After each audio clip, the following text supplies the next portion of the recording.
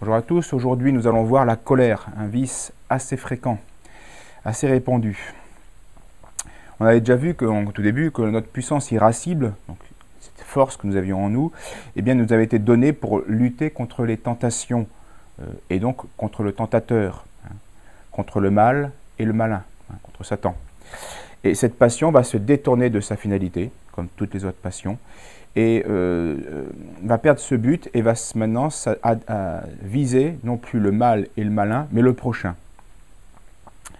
L'homme coléreux donc va concentrer son agressivité sur les autres, d'une manière soit extérieure, soit intérieure, d'une manière soit ouverte, soit secrète, soit grossièrement ou soit subtilement, peu importe. En tout cas, c'est un péché capital qui va engendrer une multitude de péchés. Donc le ressentiment d'abord, les offenses, les humiliations, les injustices, l'aigreur, la mauvaise humeur, l'impatience, la méchanceté, puis les coups, puis la haine, puis les crimes, puis la guerre, voilà, ultimement. Peu lui importe le mal que l'âme colérique se fait à elle-même, remarque Saint Jean Chrysostome, elle s'y résout, et elle s'en fait presque une espèce de plaisir, et un contentement, un soulagement, qu'il faut satisfaire à tout prix.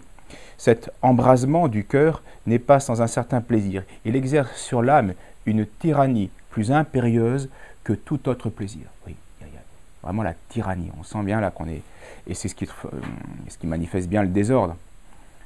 Les sens gouvernent notre raison, comme dans tout péché, et dans celui-là, c'est particulièrement visible. Donc le coléreux va éclate de colère quand il n'arrive pas à atteindre un plaisir, un bien qu'il recherchait, ou aussi quand il craint ou quand il perd d'être privé, il craint d'être privé, ou quand il perd vraiment un plaisir, un bien dont il avait la jouissance. Et on voit bien, il y a un manque de réflexion, il y a un manque de pondération dans les réactions. Et on voit bien que la concupiscence de la chair est une des sources, on l'avait vu, des péchés capitaux et de la colère particulièrement. Saint Maxime fait cette remarque: nous avons préféré les choses matérielles et profanes au commandement de l'amour. Et parce que nous y sommes attachés, nous luttons contre les hommes, alors que nous devrions préférer l'amour de tous les hommes à toutes les choses visibles et à notre corps. Donc bien souvent, la colère et pour des broutilles, souvent, pas uniquement, mais souvent pour des choses matérielles.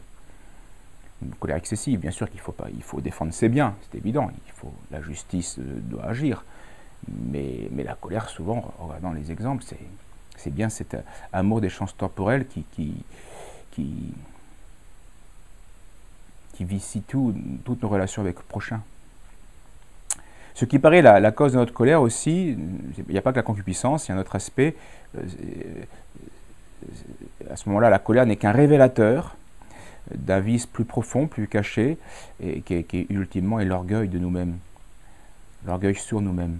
Ce ne sont pas, dit saint Basile le Grand, ce ne sont pas les paroles qui nous blessent, c'est notre orgueil qui se révolte, et la bonne opinion que nous avons de nous-mêmes. Mais regardez, notre Seigneur a été injurié par les Juifs, il ne s'est pas mis en colère. Une fois, il s'est mis en colère de manière vertueuse, mais justement pour délivrer le temple des vendeurs et des marchands et des brigands. Donc là, il fallait un acte de justice. Donc là, il fallait que la colère, en effet, la passion de colère soit mise en branle. Mais quand notre Seigneur est insulté comme ça gratuitement, voilà, il ne se met pas en colère. Il fera justice, il punira plus tard quand il jugera. Mais ici-bas, il a cherché d'abord le bien de l'homme, il l'a fait rentrer en lui-même, etc.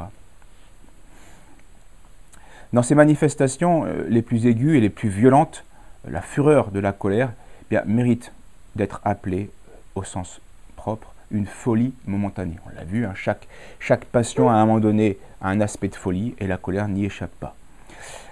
Il y a une perte de la raison, momentanée, mais une vraie perte de la raison. On n'est plus face à un homme, parfois. On est face à une bête. Alors Saint Grégoire le Grand assimile la colère à une forme de folie. Et il a fait cette description dans ses Morales qui est tout à fait extraordinaire, tout à fait juste. Piqué par l'aiguillon de la colère, le cœur palpite, les yeux tremblent, la langue bégaie, le feu monte au visage, les yeux étincellent. L'homme devient méconnaissable à ceux-là même qui le connaissent.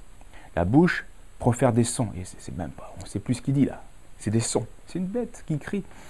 Mais l'intelligence ne sait plus ce qu'elle dit. En quoi donc un homme qui n'est plus conscient de ce qu'il dit diffère-t-il d'un fou en transe? La question est juste. Aussi, arrive-t-il souvent que la colère descende jusque dans les poings et surgisse avec une violence qui est à la mesure de sa déraison? L'esprit n'est plus capable d'aucun contrôle, car il est devenu le jouet d'une puissance qui lui est étrangère. Et si sa rage agit sur les membres, à l'extérieur, en leur faisant porter des coups, c'est qu'intérieurement, elle maintient captive l'âme qui devait en être la maîtresse. Donc il y a vraiment eu une révolution. L'inférieur, eh bien, a rendu prisonnier le supérieur. C'est Louis XVI au Temple. La colère du peuple utilisée par une puissance plus profonde, plus cachée, l'orgueil, la révolte contre le système chrétien pour la Révolution. Donc la colère va avoir comme deux effets, faire tuer l'âme, faire périr le corps, oui, périr le corps. Saint Jean Chrysostome, corrompre le corps. Saint Jean Chrysostome confie que j'ai remarqué, dit-il, j'ai connu plusieurs personnes que la colère a rendu malades. Que la colère a rendu malade. Et oui, ça use les membres. Une telle violence intérieure, ça vous use. Le cœur, il palpite. Et pour l'âme, évidemment, on l'a déjà vu, la colère, eh bien, il jette confusion et bannit la raison. Donc, comme le dit l'Écriture, l'homme coléreux agit sans réflexion. Et c'est là le problème. Parfois, il faut se mettre en colère, de manière juste, de manière modérée, de manière appropriée. Mais c'est-à-dire, qu'est-ce qui va être la différence? C'est que justement, agir selon la raison, avec réflexion. Là, je dois, et là, avec telle mesure, je dois faire cela. Parce que ce qui se passe est trop grave, il faut que je corrige. Donc, je me mets en colère. Tant que la colère occupe notre cœur et enténèbre notre œil intérieur, nous ne pouvons pas juger avec discernement, dit Jean Cassien. Voilà pourquoi il faut prendre du temps avant justement de punir et d'agir. Parce que au début, la passion va enténébrer notre œil intérieur. On ne juge pas bien. Et c'est seulement qu'après un peu de temps, que là, le calme est revenu, et là, on peut juger, et là, on peut se mettre en colère, sans risque de faute. Parce que sinon, la raison est principalement source, au service de la passion. Parce que le furieux, on l'a vu, ressemble à un homme ivre, qui parle sans contrôle, qui se déchaîne indistinctement sur toute personne, même parfois les objets, on casse de la vaisselle. Une femme en colère, parfois, elle casse de la vaisselle. C'est connu. Même sur ses proches. Et même contre ses propres intérêts. Parfois, ou alors c'est plutôt l'homme, il tape dans le mur. Il met un coup de boule dans la porte. Il se mutile. Bref, les événements ne sont plus perçus, à cause de cette passion, les événements ne sont plus perçus ni vécus selon leur véritable dimension. Tout est démesurément et injustement perçu. Donc, il y a bien un trouble, il y a bien une corruption. Donc la colère est un poison, ouais, un péché capital, une maladie spirituelle qui mine l'homme et qui le pousse à s'auto-détruire en détruisant les autres. Ah, c'est diabolique, comme tous les vices. On s'autodétruit et on détruit les autres. Le coléreux donc souffre ici-bas des tourments avant-coureurs de l'enfer. Son châtiment, c'est le châtiment du péché. Les péchés ont déjà leur châtiment ici-bas. Pas toujours plein et parfait, mais il y a un commencement de châtiment ici-bas dès qu'il y a un péché. Le coléreux déforme sa ressemblance à l'image divine. Oui, il devient une bête alors qu'il devait ressembler à Dieu. Il contredit la douceur de l'âme, que l'âme doit avoir, et il saccage bien sûr l'état de prière. Il n'y a plus de relation religieuse possible avec Dieu dans un tel état.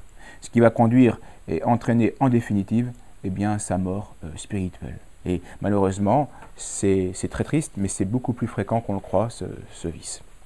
Même si elle est contenue, même si elle ne va pas toujours jusqu'au meurtre et au crime, évidemment. Prochaine fois, nous finirons avec le 7e et dernier péché capital.